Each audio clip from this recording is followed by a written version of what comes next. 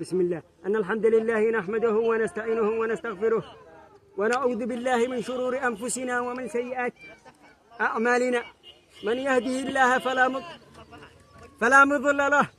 أما بعد فأني أوصيكم ونفسي بتقوى الله وأن لا تمشوا مع هذا المحتال الذي اتخذ الإيمان ظاهرا والكفر باطنا، مع هذا المولعين، مع هذا الأسود المبدع الذي تجرأ على البدع، مع هذا الفاتن المفتن، مع هذا الخازي والمخزي، مع هذا المخطب اللعين، مع هذا الذي يظهر الإيمان ويبطن الكفر، ويظهر الصفاء ويبطن المولعة، ويظهر أنه من وراء النساء وهو وراء الأطفال.